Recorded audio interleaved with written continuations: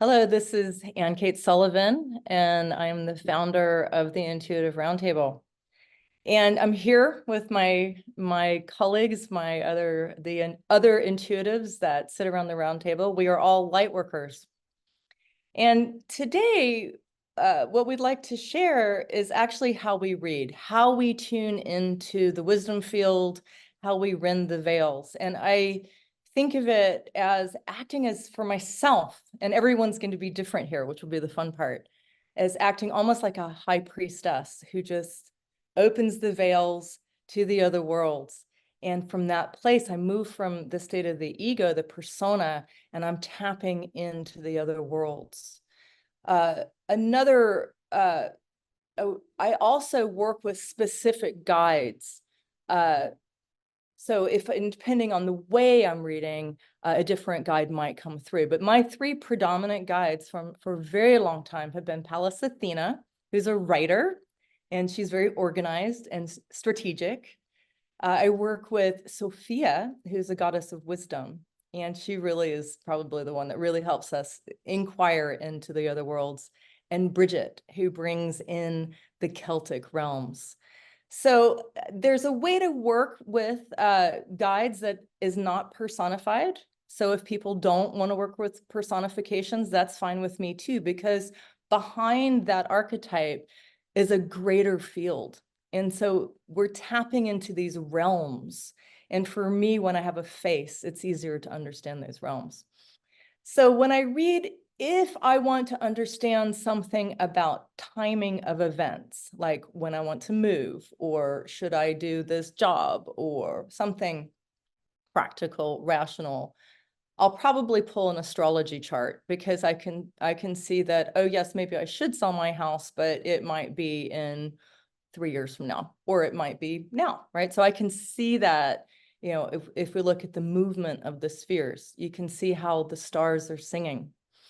I'll also read with tarot, which I find to be really good if we're working through something personal, something that has to do with duality. So maybe someone has really upset me, has said something, and I want to understand why, understand my own process around that. Because as far as I can see, we're on Earth to become conscious. That's why we're here. So as we use the tarot or oracle, we can become more conscious of our community and the world around us. We can also use tarot and oracle to read community fields and national fields and even global fields. So there are ways to move even beyond that. And then I also work with colors. That was actually how I began a long time ago. Understanding that color can work with an oracle. And that's a way of working with reading that's not personified. It's just a color, right? So we're going even past the archetypal field and into a more abstract field where we're creating as an artist with the universe, with God, with all that is. So that's what when I read, I'll think about what somebody wants to work on, and then we'll pick either one modality or we might work with all four. And it's a sacred, what I really want to say here is that reading for someone is really a sacred event. And that's why I like to create a beautiful space, invite somebody in, and then together we're connected to the heart, and then we open up into these beautiful designs. And so when we manifest, let's just think about this for a minute. When we manifest, first we think of something. Like I'm a writer, so there's a book would happen like this, or if I'm building a house, it would be the same thing. I think about something, I get really detailed about it in my mind. And then I start speaking it and I start writing it.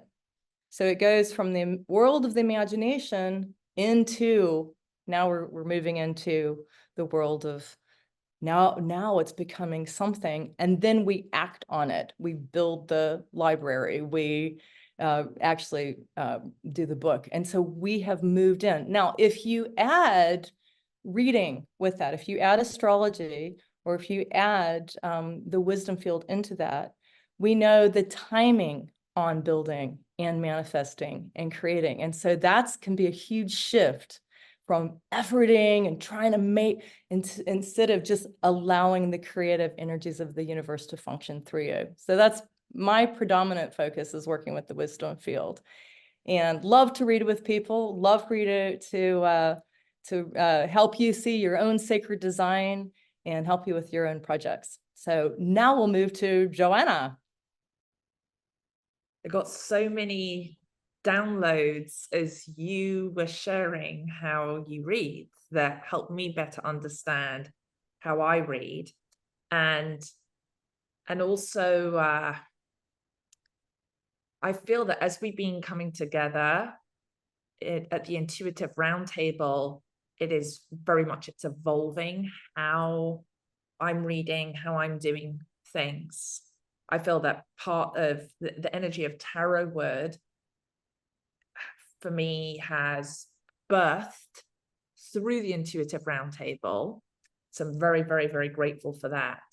And it's very mystical and magical, which leads to, because I love also, Anne, that you said about, because I'm looking over here because I wrote a couple of key notes down when you said about that reading, when you're reading for someone, it's a sacred event. And I just think that is so beautifully articulated. And then as you said that, what I've been doing, I have written down here, I've been drawn towards, as we've been coming together, towards the runes. The last time that I did runes was back in my early 20s, and at the time when we had the connection of, we were talking about Philip Carr-Gomm, who was the head of the Druids for many years, and I went in the coldest sweat lodge I've ever been in when we built that sweat lodge. Just ran around the field in the end.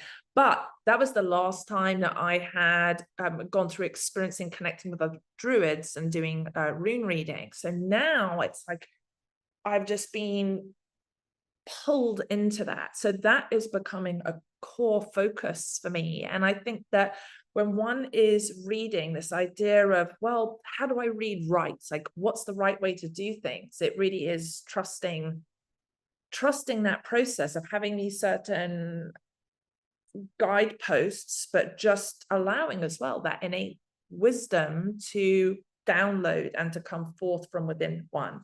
So as I'm looking here, something that you said, I wrote down yesterday, I came across someone because of tarot word. I was looking up the hashtag.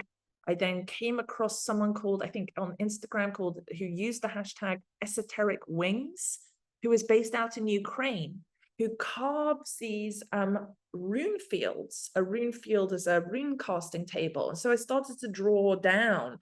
When I say draw down, like write down to, it has like all these rings on it. So it has past, present, future, ring of causation, ring of manifestation, and possibilities, ring of causation, ring of manifestation. And then at one end, you have like place of giving, place of receiving, place of holding, place of possibilities.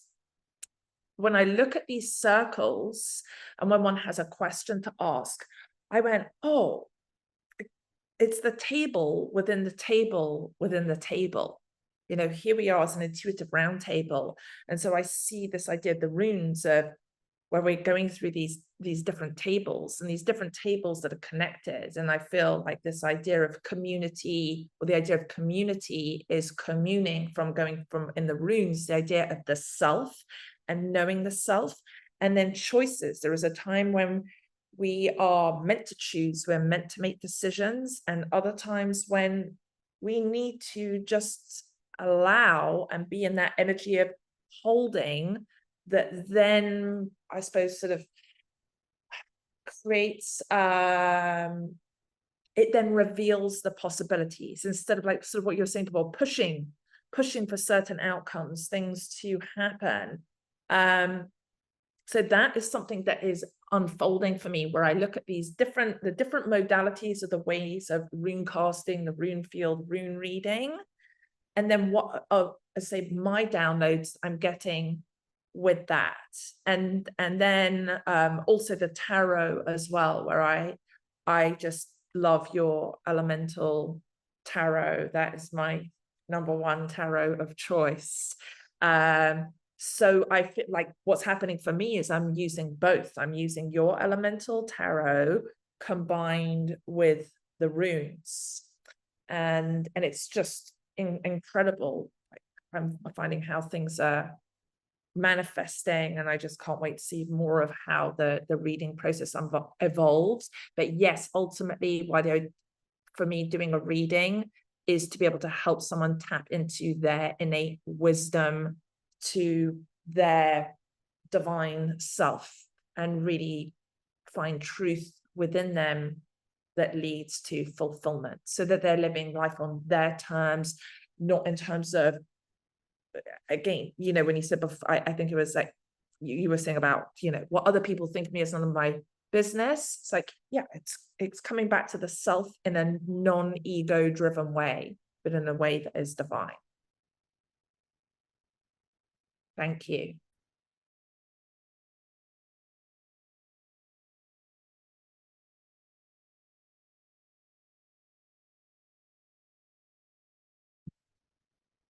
Wow. How do I follow those two beautiful renditions of, you know, this is what like minds beget like minds.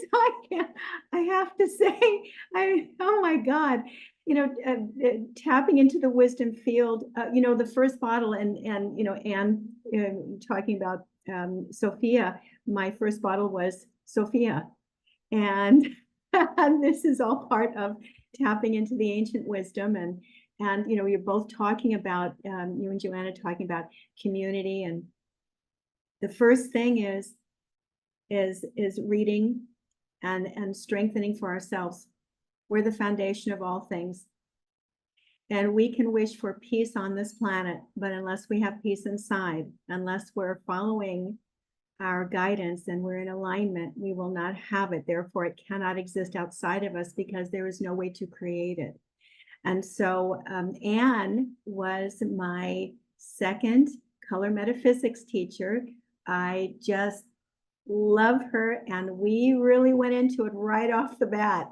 And the color, light, sound, the sacred geometries, all of this, they are codes of the universe, which are carried inside of us, inside of our DNA, inside of everything that we are. And so what I've done is, along with my other healing abilities, knowing that something was missing, I went into this color. I found the most magical teacher, and I went into this beautiful dialogue with the universe, in which I healed myself on several occasions through the colors, and tapping into my soul sacred song. And so this is something that I have developed through the Oracle healing cards, and also the liquid colored mist that I have. These are colors that are encoded with the universe, with everything that are the fundamental building blocks of the universe, through color, through sound, through light, sacred geometries, platonic solids. And each of these, and I'm going to hold up one of them. This is just one of them, one of 56. And each of these has codes in it. And in these codes, what happens is they begin to access the light dimensions within us, moving us beyond the third dimension. And with what we're needing to access of higher fields of consciousness, there is an instance where there's a resonant field. We need to feel resonant with ourselves. We need to feel that we are aligned with the truth, that we are not participating in the outside field, that we're not being controlled by that environment. So the minute, and I find this over and over again for 36 years, that there is, when people choose their own color frequencies, which are encoded with all of these sounds, which exist inside of them, new codes open up inside of them. They're already there. And then there is a dialogue that moves back and forth, and an acknowledgement of a higher sense of love within them, of who they are as source energy. And so we move beyond this and we tap into the sacred well of the soul. And in this reading, we can tap into exactly where they are in the moment. What is it that their soul needs them to understand first? What's the most important thing? Then we move into what could be unknown. What is, like Joanna, what you were talking about, and letting go. What is the place where you just don't have any idea about, and you shouldn't force it? It is unconscious. It could be a shadow. It could be the place that we have left ourselves unloved. And then where we sit in the moment, and what is in that process, what is it that we need to do? What is the resolution that is direct from the soul? So we're connecting to all the elements, whether it's personal, it's business, it's timeline. There's so many questions that I get a lot. When am I moving? When am I going to get a new job? When am I going to find a new boyfriend? What's going on?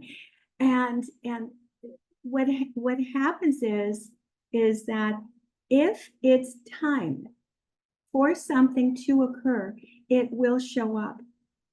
And if it's not time, then it won't show up. And this is where the resolve happens. This is where in each session, there are specific insights and a deep sense of profound connection that allow the decompression of the personality to happen.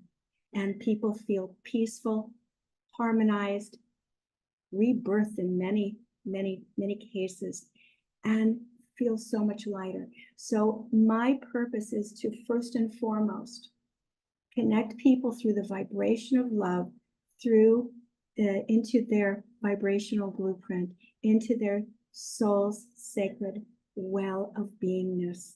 And from there, through that light and through that strength and through that foundation, that new foundation of higher conscious fields, that they can then move out and reflect this to the world, whatever they do, to whomever they meet, and they will be compassionate, kinder, and have a stronger sense of beingness, so that they can become resilient to other things and make higher choices that are beneficial to themselves first, and then to others in their lives. Thank you for having me be a part of this. I love being a part of all of you, and thank you, thank you, thank you.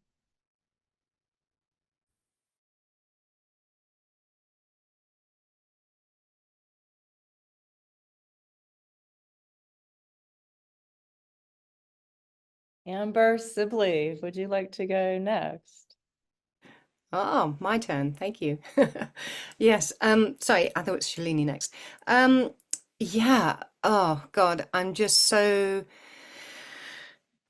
needing to breathe all that in for a second, actually, before I even want to speak, because for me, the way that I read is quite multifaceted, but the way that I truly read is when I get me out of the way completely. I sort of flip my lid and I'm off. I'm not there. I'm just allowing it all to come through.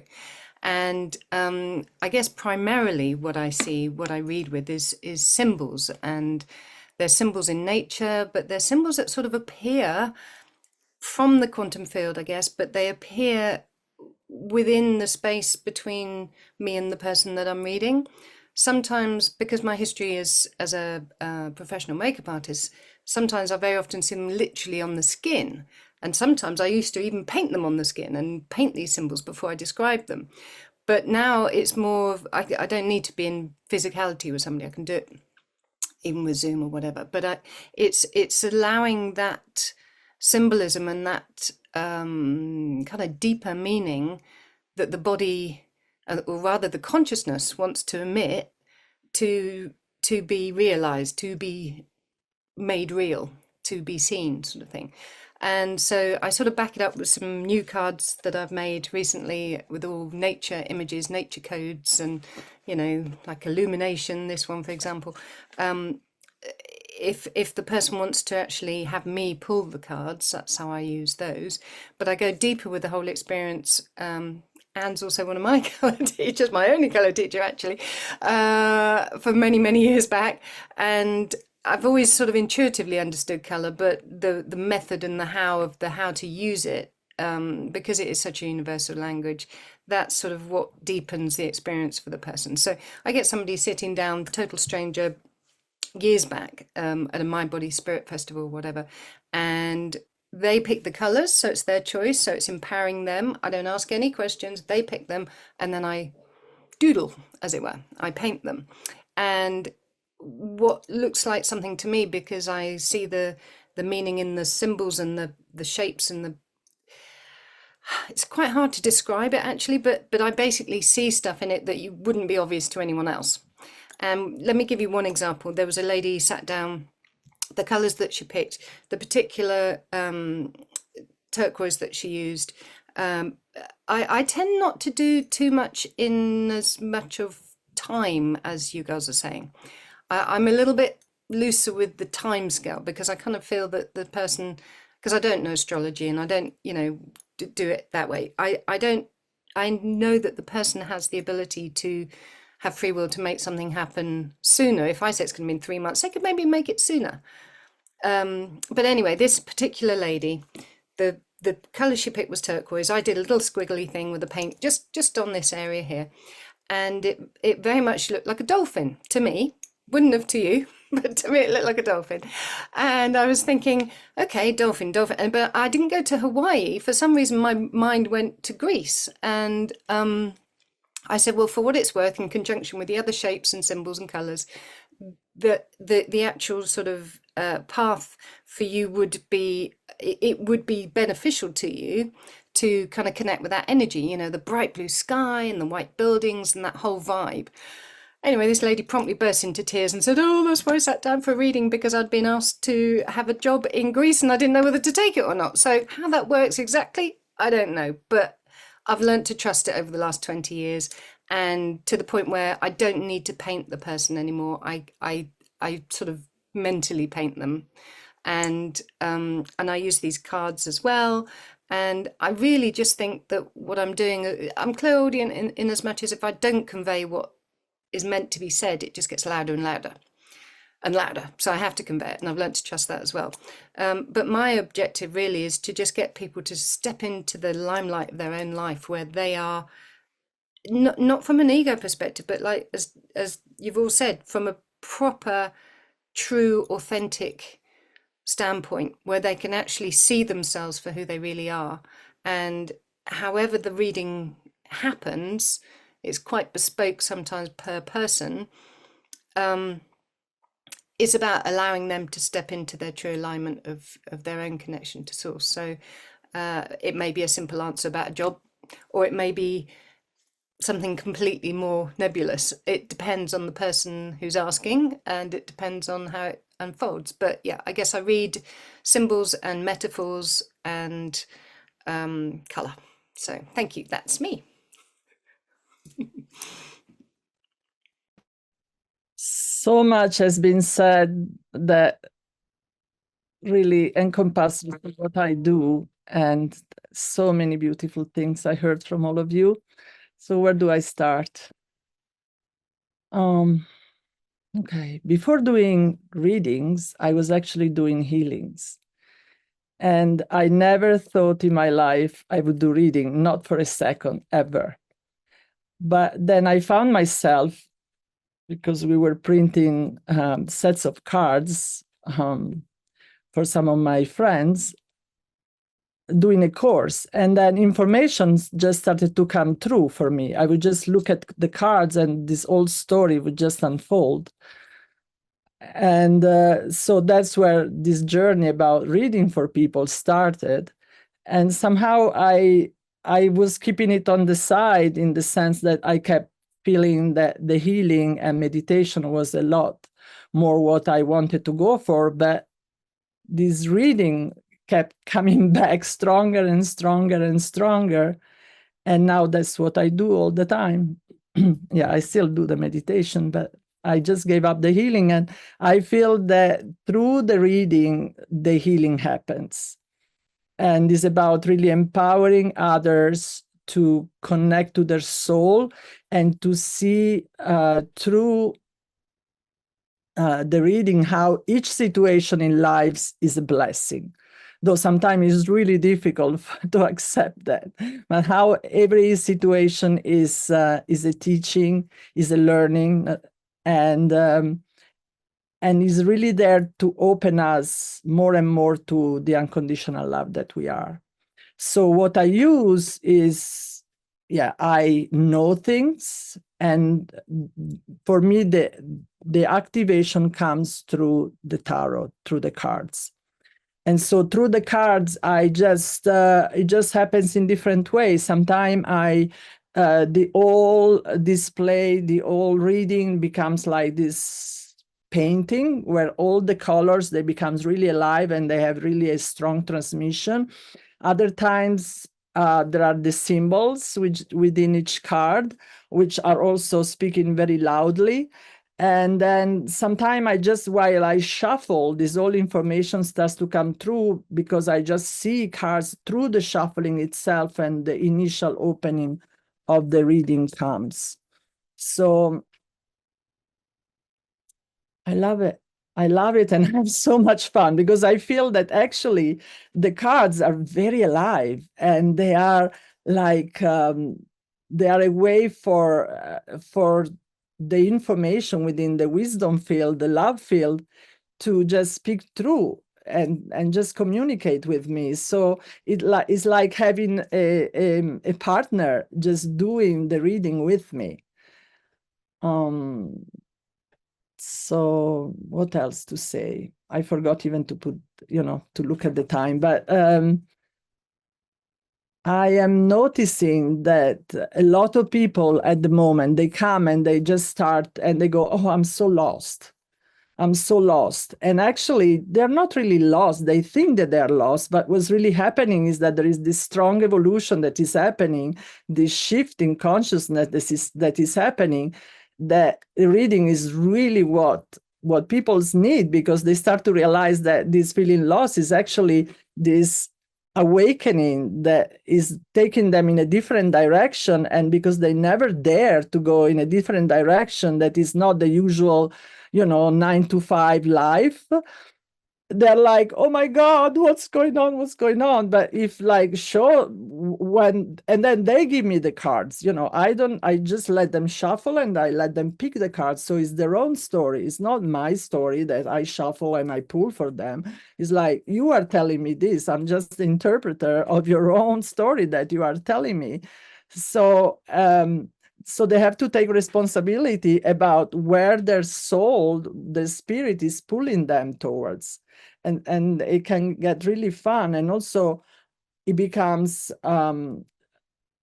interesting how many times we have this idea and about how situations are, but we don't see the big picture. So that's what the reading really helps with, to really see the big picture and to see how maybe a different approach or an opening of your heart or a reconsidering your position, how they can change the story. So very often I get people to come to me and they go like, oh, I feel so lost, I feel depressed. And then they leave and they're like, yay, they're really happy and enthusiastic and completely revitalized, and that's such a beautiful thing. So that's what I have to say. I love my work and I love helping people to really find their path and just remember how beautiful they are and how everyone around them, how beautiful they are too. And then about the timing, sometimes it's very clear. Sometimes life is just saying, yeah, this is the timing. And sometimes life doesn't want you to know. Sometimes it's very interesting when the reading is about letting go into the unknown. And this can be difficult for people to accept, but it really happens. It really does happen. So, yeah. That's what I have to say for now. Thank you very much for listening. Namaste. Wow. How do I proceed with 5 women that are incredibly gifted in so many ways? I'm more in awe than anything else because I feel, uh, probably for many of us, that we're all each other's reflections, and we're all shining different um, spectrums of light. And I, I can just say with my whole heart, I appreciate Ain coming into my life like 25 years ago and laying colored bottles all around me. Little did I know where this was going to go. And the color entered my life in such a unique way because of the need to shift. And ultimately, over time, it allowed me to really open up even more my clairsentient and clairaudio abilities. From a very young age, I was so connected with nature, and nature would react to me in so many different ways. And of course, I didn't want to share that with anybody because I was too shy and too concerned about maybe how others would react. I didn't know. And as I matured, I was able to really listen. And I've always heard this word understand, and I never cared for that word. It was always inner stand. I was standing in my innerness, my inner awareness. And when I do readings, it really is an ability to be able to open into the unified field, into the hologram of existence, and be able to really listen and potentially breathe with a person, have them breathe color. Sometimes form comes in through a scanning somewhere where I help guide them into their inner world and be able to focus in on what part of their being, their physical being, would allow an access point where they can open up. And then form and shape. And I know Leslie had mentioned the Platonic solids. I've been working with crystal elemental kingdom and queendoms for ever since I could hear them speak. So the elementals work very deeply with me and with the realms of, I'd say, the galactic brothers and sisters that I have these different connections with. And they allow access to be able to hear on behalf in the co-creation with someone's reading, to pleasantly open them up. I've always heard how some people say I'm a healer, and I think everyone needs to find what term works for them. For me, I see myself as an energy director, where I'm just helping to assist the energy to direct a given place, a given moment, a given circumstance with someone that can access it for themselves. And in that, we explore where that access is inside of them, and then that allows the revealing to come forth, the truth to come forth. And I'm so grateful because, for instance,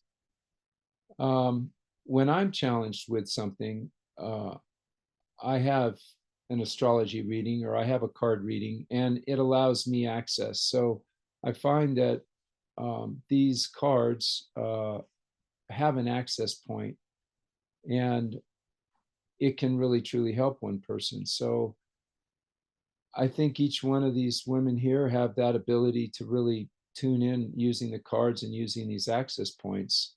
And for myself, it's really truly through that person's own physical being and their emotional state that helps to access with them a collective coherence, where that time and that space allow an opening to happen, as Shalini mentioned, opening that heart resonance. And Amber with her symbols, and Ain with her astrology. I mean, each one of us have our gifts. So, and Joanna with the runes. So I think each one of us have that ability to do so. And it's really wonderful to be in such an amazing collective of intuitives, that really how we each serve each other and how we can help to serve each one of you. Thank you so much.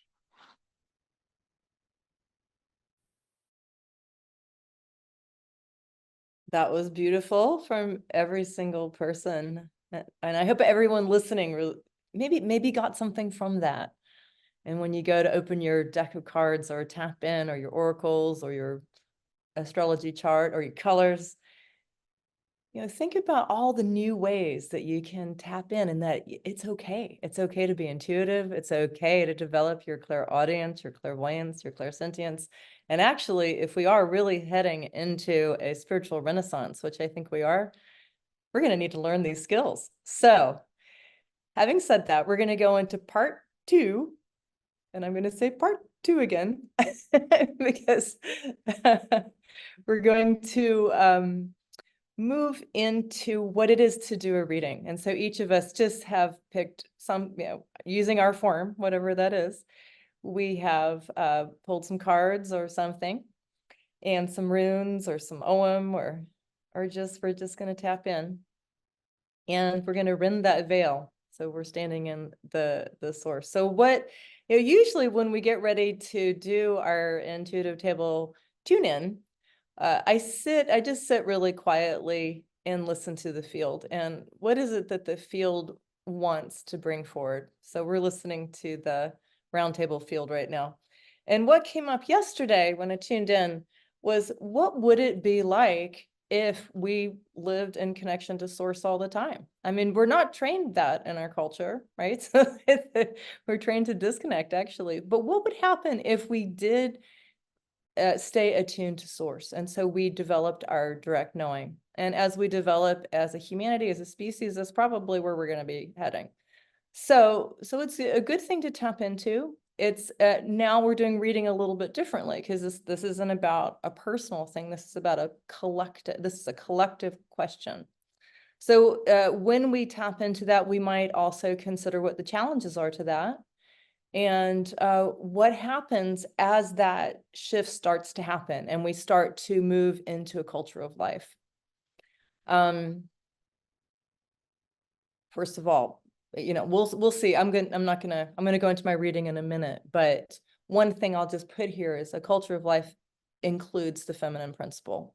And that's one thing I think we really bring out in the roundtable here, anchored by King Arthur, thank goodness. And so, if we're moving into spiritual renaissance, if we're moving into a golden age, call it what we like, if we're moving into the new time leaves it more open. What does it look like? And, I spoke earlier about the process of manifestation. If we can see it, if we can think it, if we can speak it, we can create it. So I think everyone here at the round table, all the listeners, all the people who are sending in questions, all the people who are inquiring with us, that's one of the things we need to do. Let's look at it. What can happen? So I'll just start quickly with my cards that I pulled. I have created a deck called the Celtic Elemental Tarot, and it's published by Findhorn, and it actually will be out in 2025. But I work with the cards now, and a few other people do too. But the first card I pulled was the card of success. So, and to me, this indicates that, I'll show you the card. It's got a nice horse in the middle. It's got a full sun. It's got 6 wands. It has blossoming flowers. And to me, so that would be the 6 of wands in the regular tarot. So what this means to me is that this is a creative energy. So when we're tuned to source, I know I'm also a writer. I've written 23 books. When I'm tapped into source, it just flows like a river. It just comes. It happens. So to me, that's what it is. Tapped into source is a very creative thing. And to me, artists, writers, intuitives, mystics, they're the ones living with source. And yay. So that's fun. So, but what's the challenge? And this was interesting, and I almost redid the reading, and then I thought, well, no, I'll share it. It was King Arthur. that showed up as the challenge. And here's the card. And I absolutely adore King Arthur. I think of him as the masculine principle. I think of him as order. But, you know, if you think about it for a minute too, King Arthur is also the head, well, some stories, he's the head of the monarchy. He's the guy that has to uphold the status quo. And the masculine principle is great when it works in terms of order and principle and so forth, but it can also become dogmatic. And so that's, you know, Guinevere's job is to rattle him up a little bit and to remind him of the dragon that's flying in the background, and that the feminine and the masculine principle need to work together in order for the new time to happen. So I would say that right now there is a big challenge with especially the toxic masculine, and I'm not talking about men and women, because we all have these archetypes within ourselves. But the part of us that wants to dominate and control and force things to happen when it's not the right time, that's actually black magic. And there's a lot of black magic going on. And I think we need to recognize when an agenda is forced, because that's not culture of life. So what has to happen in order for us to step into the new time? Well, again, I thought about redoing the reading, but let's just go with it. It was death. And here we have the image of Gwyneth Neath. And in my Celtic elemental tarot, death is a card of, it's not actual physical death, it's a card of metamorphosis. And Gwyneth Neath here, he's the lord of the underworld. And in the Celtic tradition, the underworld is a place of the fairy realms, it's the place of the ancestral dead. But it's a place of guidance, and you get a choice in the card here. Do you want the Per Dadini, the cup of rebirth, or do you want the sickle? Are you ready to die and let it go? And I think right now, where also there are two white dogs that collect the souls of those who are lost. And it made sense to me that that's where we are right now, that we're going through a metamorphosis, and that we shouldn't be frightened of it. And that's why I thought, well, I'm just going to go ahead and show the card, because we don't need to be frightened of change, because if we're really in touch with eternal life, this is a story. This is going to go on forever. We're going to drop bodies, get new bodies. You know, we're beings of light, and we're eternal. So we can really show up for this story. So how exciting to be in a moment of pure change. That's where we are. And I think what I'm going to do now is take a sip from the cup of the Per Dadini, the cup of life, and proceed on with the Holy Grail, because the outcome here was the Hierophant. And this is actually the old image of the Hierophant. We have a new Merlin in the deck that's being published, but this is Merlin standing beside a path, and he's holding his staff of light up. You can see there. Another thing that I have in my deck is you'll notice that there are a lot of astrological symbols, and so I'm not going to get into the astrology right now, but there's another layer that you can read with there. But basically, Merlin's opening this path, and so the Hierophant is the spiritual teacher. In the old sense, he was the Pope, but in the new, my tarot deck, he's the Merlin. Sometimes he's Blaise, but he's the spiritual teacher that understands things from a holistic perspective. And I thought it was interesting that we had Arthur, he's the masculine that's about control and order, and Merlin, he's not. Merlin's the madman in the woods who's just in touch with all things. He's the true mystic.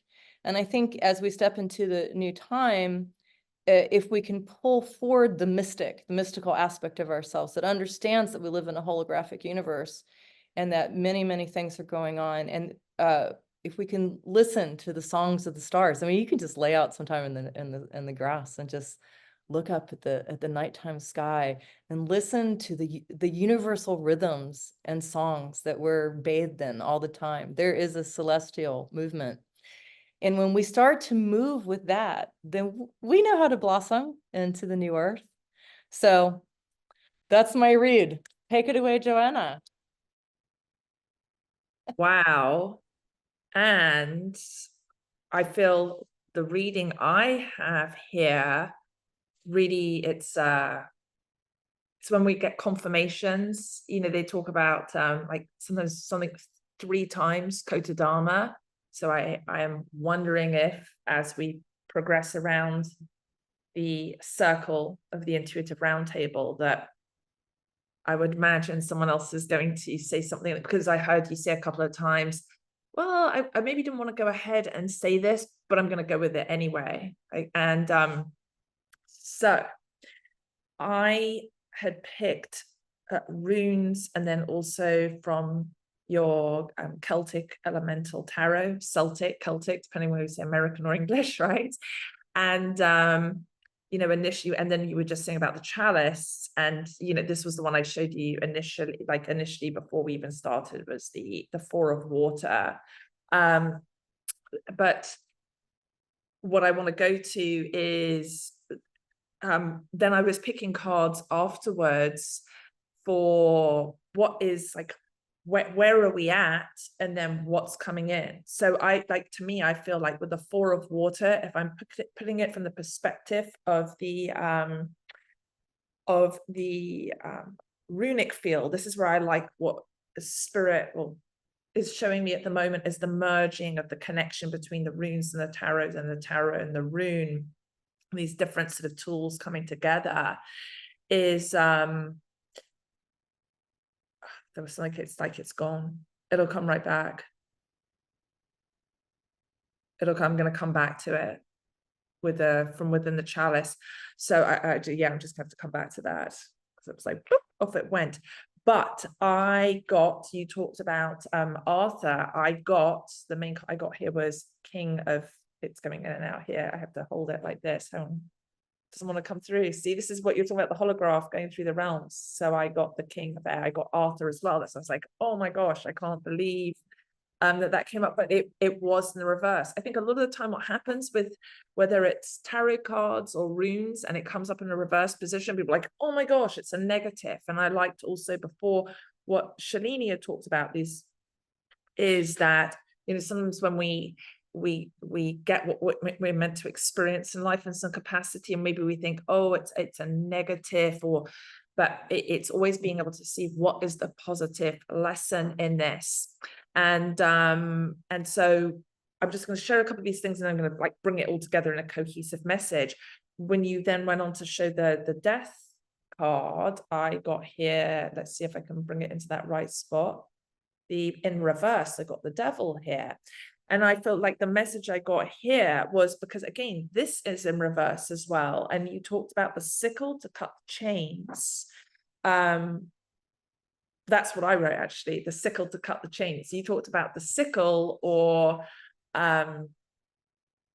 choosing, I can't remember what the other thing was you said about choosing something, but that was what I heard, was use the sickle to cut the chains. And this then goes to when I look at the place of receiving and the I suppose you could say the future, I got here Othila, see if it'll show up, separation in reverse, which I feel then is about non-attachment. So very much like, what's the message for us? It's about being able to have the courage to go into a place of, again, I'm going to go back to what Shalini was saying, sort of that sometimes we think we're going a certain way, and there is, if we can just sort of let go and trust in that process, I feel very much that is what we're in right now, is just being able to keep trusting, keep allowing. And so looking here now, I'm just going to come back to when I look at all of these from the cards, from the 4 of water to the King of Air to the devil, like most of the focus, I feel like it's really pointing towards the devil. And then, yeah, I look at devil, I'm like, okay, well, if it's upside down, it's lived. It is this idea of each chain. When I look at the chains here, each chain connects us in some way. You know, this idea of, oh, I'm bound, I'm trapped in some capacity. You know, as I've been sort of studying the runes more, the idea of when we have a rune bind, or when you get married as a druid and you find a beloved, you know, what that sacred connection with another, that you bind yourself to another person with a rope. So rather than like, oh, I'm shackled, I'm stuck in a certain situation, being able to reframe it into, you know, what am I bound to here? And that we're not trapped, that each experience that we get to choose, and even the way that we experience life, or whether, you know, from a practical sense, someone's trying to do something in business, or to move to a new home or place, or to get ahead in life, or to bring forth a new aspect of themselves, or find a right relationship. This idea of, okay, the situation I'm in, this bind, sort of like my son, he got injured the other day, and he had, so we wrapped, like he had a bandage wrapped around him. And when I think about, if you have a fracture or a break, you have a cast, and that cast is to be able to, like, to hold you in place in a certain way until that healing happens within that breakage or that fracture. So a lot of like the chains that are there, I like this idea of, it's a bind, and it's helping us get, you know, when Arthur was talking about sort of everything that's happening within, it holds space for us, for this new evolution, this new way, this new experience from Middle Earth to the new world to unfold. So just the last thing I'll say with it is that I'm very, very strongly now being called more and more, channeling, here I am again, channeling the essence of Galadriel, essentially, and the Emerald Ray. Like, I'm very, everything is Emerald Ray, and then also diamond energy as well, so the interchange between those. And I guess, I think for, you know, anyone that is listening, as I share these things, hopefully it was sort of like, as I heard each one of you share and bring forth your readings or your wisdom, I would suddenly get notes down. I would get insights. I got some great insights here. And that is what I love about the Intuitive Roundtable. It just gets more and more magical, and to be able to, for each person to just be able to trust what you receive. Thank you.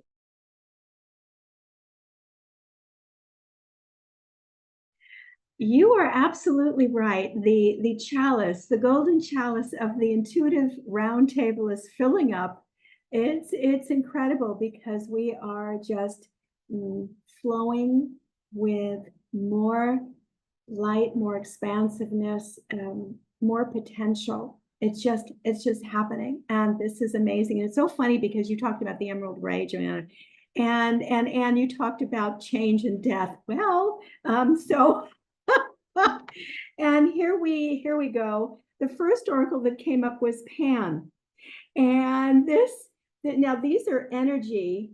These are all encoded, right? So this is what people would be working with to energetically start shifting things. This is about choices. It's called choices.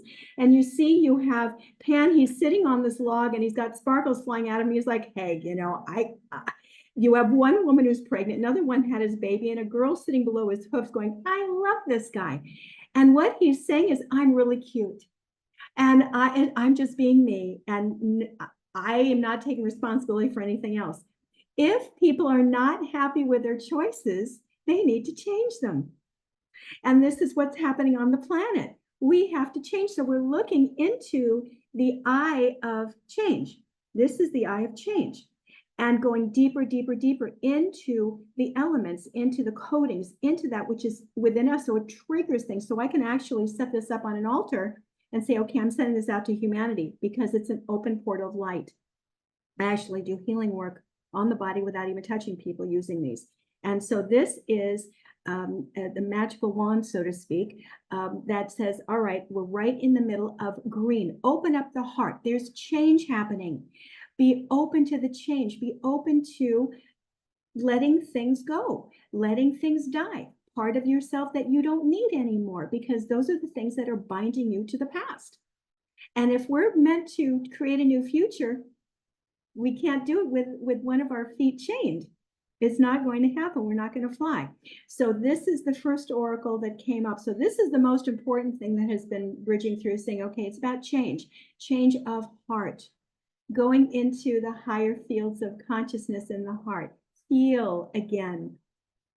And what's happening on the planet? AI, everybody's looking at their phone. They're not connecting. They're right, not through the heart, not through their eyes, right? So the challenge came in, and and this is Nataraja dancing in all 12 forms, because Nataraja is Shiva breaking the illusion. This is the challenge. The challenge is moving beyond the illusion. What is it that the frequencies that they're sending to us, that they're sending through the phone, sending through all kinds of devices that are programming the mind, that are making people see certain things? So we have to go deeper, deeper, deeper into inner, like Arthur said, inner standing, our inner verse, our inner world. This is the shadow. We're in transition, but if we're not seeing that, we need to acknowledge it. Part of the indigo, you have 2 blues to 1 red, and you have some violet in there. And the blue is about acknowledgement, but this is still in the unconscious. And the red is about taking action on fire. What am I going to do to change my perception? And we're talking about negatives and positives. So it's a perception. So this is where people are sitting right now. They're massively disconnected, completely confused, and they're not being able to access the frequencies, the higher frequencies in their mind, in their brains, in their ability to communicate with the universe. So this is the challenge. This is the challenge. Let's break to just eliminate and decode what is being sent out to have people see certain things, so they see the illusion all the time. And so we need to move out of the illusion.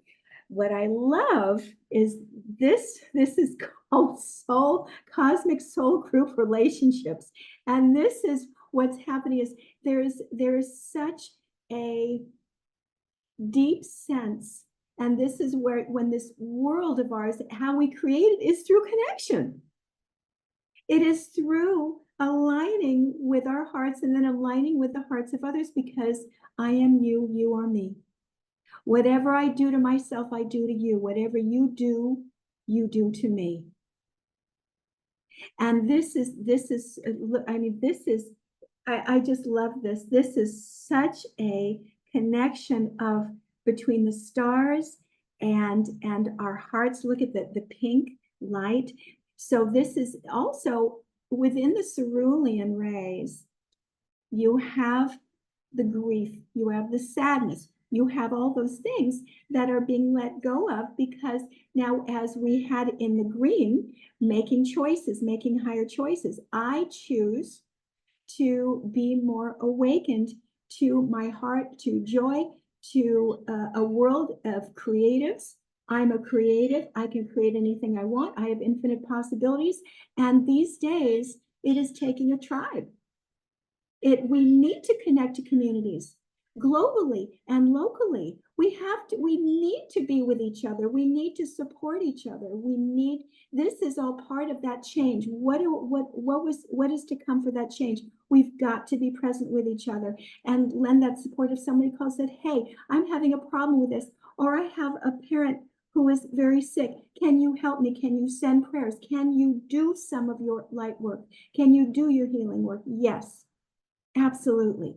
So this is where we are absolutely in tune with the fact that we are supporting of ourselves, and then we are meeting with others who also carry those light codes that are from our tribes that we are connecting to. This is moving beyond the illusion and moving back into the heart. That is the most important thing.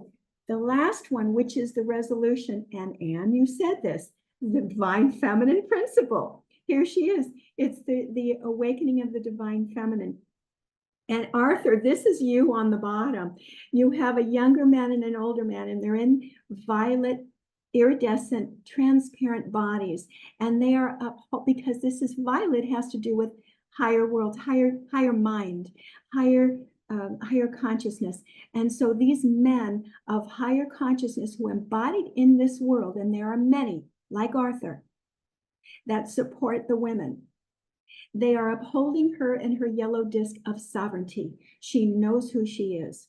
She is unique, and she knows that she is awakened to her inner knowing, her inner power, her fire. And she has this beautiful white deer behind her, which is purity, it's love. It is purification. And she's rising naked in her flames because she is very clear about who she is. And this she can also be part of the male aspect when we have all these beautiful men like Arthur walking this planet, who are embodying the divine feminine, who are appreciative, who know that this is the birthing channel, but they are the ones that hold it safe. They are the ones that are the chalice when we are the black waters in between, and we are creating, birthing, and nurturing, and they are holding us safe. And so this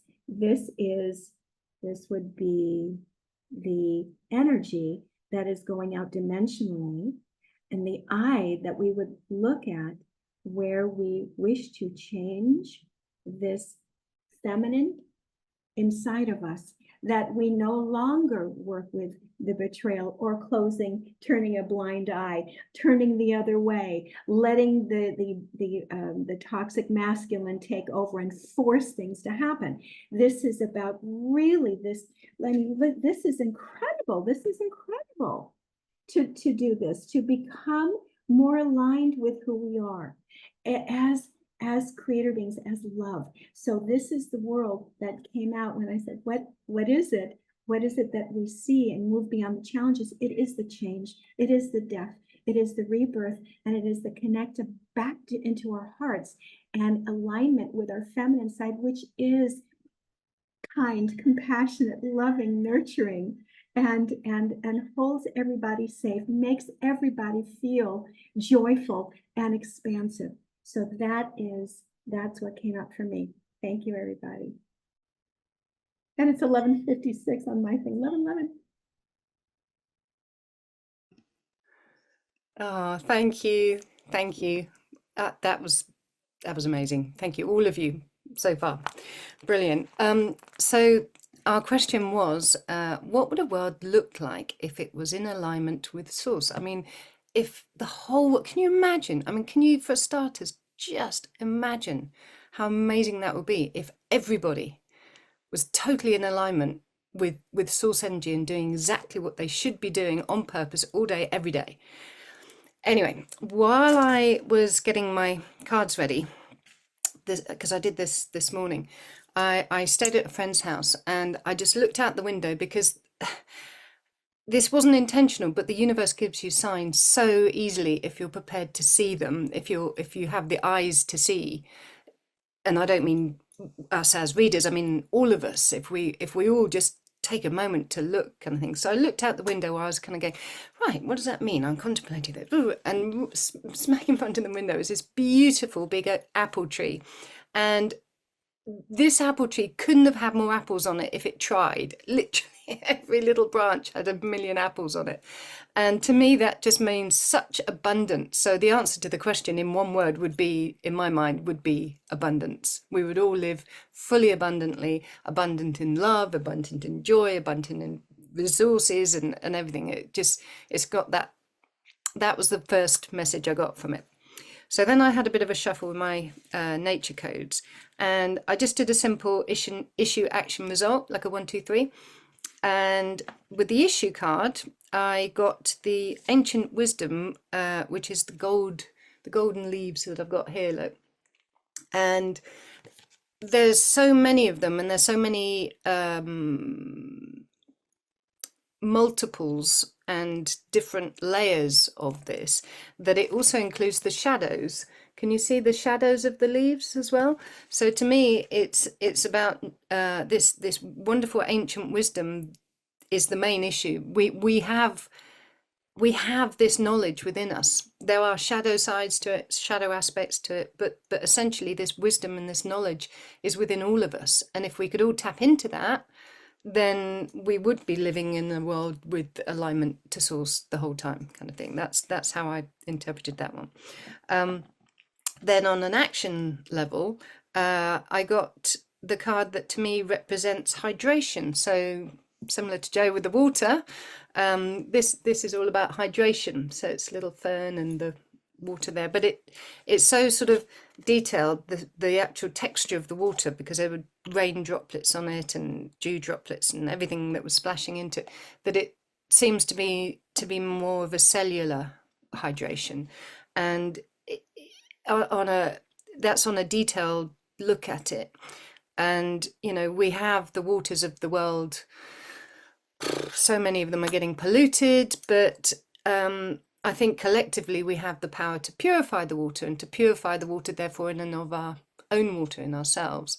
And the trees, if you think about the ancient redwoods, if you think about the ancient redwoods, they've got water within them that is of a cleaner, more pure world. The water that's actually deep within their cells is like some of them 3,000 years old. That water in and of itself still exists, and therefore we are able to resonate with that and tap into that. So the action would be to become fully sustained and fully satiated. Is that the word? I can see it, I can't quite say it. With a real true understanding of how we interact with water and our cellular awareness with water. And then the result of that, the card that I pulled in terms of the 1, 2, 3 issue action result, the card I got was illumination. And that's just some oak leaves in the New Forest where I live. And that message came through quite strongly. And I wrote it and I thought, is that what I'm really thinking? And I thought, well, like we were saying earlier, just got to roll with it, trust it. And the phrase that I got was, the world will be Christed. We will be illuminated. We will be illumined beings and have that Christ consciousness. And if the world was really in alignment with Source, then that's where we would all be. That's how I take that. So, so I just did it as quite a simple 1, 2, 3. But actually, while you were all talking, I pulled another card, sort of more to illustrate what kind of illumination may come from that Christed thing. And the card I pulled was passion. This is a beautiful deep rose, and it's all about passion and that sort of unfolding of the rose and the unfolding of the desires and the heart's desires and the passion that you have when you're fully in alignment and really like on purpose and all full steam ahead. We could all be full steam ahead in our way of being illuminated if we're fully hydrated, but also tapping into that ancient wisdom. So allow that ancient wisdom to filter up through from the earth, from the ground. Nature to me is not something that we go to, it's something that we are. We're not in it, we are it. And we have this capacity to communicate with it and to merge with it. And just putting your hands on a tree or whatever, you can really, really feel that heart connection. And that heart connection goes from us to the tree and the tree to us, but then via the trees, via their roots, via all the mushroomy little fungi things that go between them. That connection is physical and tangible. And if we can think of ourselves like that as well, here we are all sat together as one round table, our hearts connected, but we're in completely different places on the planet. So it's a wonderful thing to be able to connect like that. So yeah, that would be my message. It's about full abundance and illumination and a passionate, crested world. Thank you. Okay, so nearly last but not least, when I was reading the question, what would the world look like if we choose to live in alignment with Source? I was getting ready to pull cards, and I was like, oh, I'm really curious, and I was really surprised about the cards that I pulled. because they weren't funny at all. So I'm just going to show them to you all at once. These are the first three, and then I was like, oh, I need to pull more. So this is what I got. And so basically what Spirit was talking about was what's really going on right now also on the planet, because we are on that path. We are moving towards living life in alignment with Source. And what needs to happen is that we have to let go of our addiction to the mind, to division, to not really being aware, and just stop, like the drinking, the TV, the not being connected with nature, all what is going on, like the overeating and all of that, and then start to look at each other like through the eyes of the heart and let go of the projection. And then, so what was going to happen is that the world as we know it right now is going to completely collapse. And that's what's going on, right? It's going to completely collapse. This is the Tower, a very powerful major arcana in the Tarot. So all the way we know it, we know ourselves so far is going to completely dissolve. And what's happening instead is that, again, this is really beautiful, that the divinity within us is going to emerge from this deep purification and transformation. And so we're going to start to realize that we are spirit within the body, within the flesh, and we're going to start to create life from our divine self. And then this is also going to become, within action, that we will be able to create from our power and alignment with Source. We're going to be able to create what is that we really would like, which is, of course, is a life of blossoming, of abundance, of light. So we're going to blossom. And that's so very beautiful. And we're going to go back to our divinity and completely remembrance. So that's, that was kind of fun. And then the other card is that the other question that was like, what might change? Can you imagine? And that was like, oh, wow, what am I going to get now? And still I got some like interesting card, because in the beginning, it's like, we're just going to go with it with really abandonment and happiness and bringing in a lot of light and transparency. And that was going to happen is that the patriarchal world, it just is trying to hold on, but with for the fear also that if it let go, something really is going to crash. So there is this fear that also part of the male consciousness, that if they let go of the control, then life is not going to happen as it should. But then what happens instead is that the female principle, the divine feminine, is going to emerge. When you let go, actually you don't fall, but you're just like in the middle of this co-creation with the universe. And there is this nakedness, just like sitting. I love this card. Is actually in the normal tarot is the magician.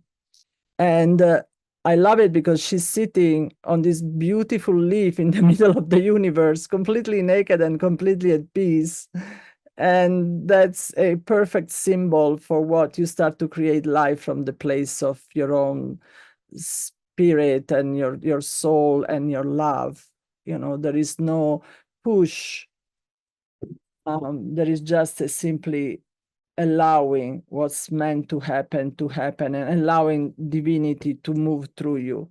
So so we're gonna move into this new birth, into this new light, with a lot of wisdom and a lot of innocence. Like we're gonna go back to the innocence of the purity of the mind. And then in this process, we're going to go through a lot of purification, and this is the water card. And we are going to also become really fluid. There's not going to be like, rigid boundaries, but it's going to be in the higher dimension. There is no rigidity, because as soon as you create these rules, you fall off that dimension. But in the fifth dimension and above, everything is very fluid, very in the moment. There is a lot of grace. So this grace is happening. Just hold on, and it's gonna happen. It's happening. Namaste.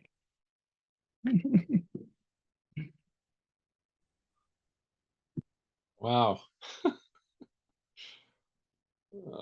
So much humility in this process, having all you women expressing from your hearts the truth of your own window of expression. And that's the beauty of it. When I asked to be shown some images of what I saw, I was quite surprised. The first image that I saw was blackness, the void. And I asked what that represented, and I was actually deeply surprised. I was shown of a child in utero, in a woman who's actually in some form of blackness and is birthed into the world. And as the woman goes through her process in birth, I was shown that there is this intensity, this purification to emerge life, literally from her vehicle, from her being, from her person, another being.